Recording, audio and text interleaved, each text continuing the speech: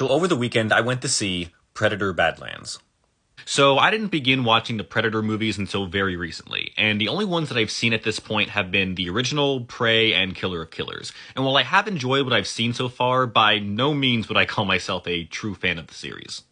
Still, my interest has been growing the more I watch, and knowing Dan Trachtenberg was directing this, who was behind Prey and Killer of Killers, I was optimistic that this would be an entertaining watch, and thankfully, it did just that.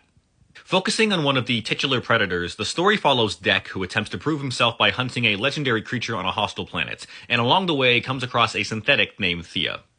While I've loved how the predators have been shown as these terrifying hunters in the movies I've seen so far, I'd be lying if I said I wasn't also curious about the culture surrounding this species, and to a point, that is exactly what this movie showcases. This time around, you get to see how one of these hunters adapts to a desperate scenario given weight by Deck's character.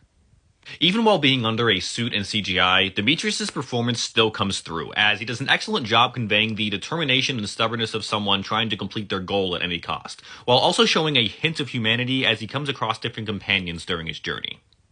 Among these companions is Thea, a synthetic played by an equally excellent Ellie Fanning, who actually pulls double duty as an identical synthetic named Tessa. While Thea is a bit more lighthearted and caring, Tessa is a lot more terrifying, and again, Fanning does a great job in this dual role and was definitely the standout performance here. And finally, there is a kick-ass amount of action in this movie. Just about every battle is impressive with how brutal and kinetic it all feels, especially during the close quarter fights. Out of the few movies I've seen so far in this series, this one probably has the best action sequences out of all of them, as they were all super memorable to me.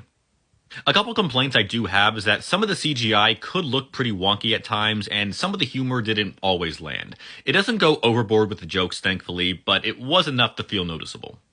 Overall, as someone still new to the series, Predator Badlands proved to be a highly entertaining ride from start to finish thanks to the chemistry of its two leads and impressive action sequences. Gonna watch the rest of these movies before saying where this stands, but at the very least, this is pretty high in the list so far.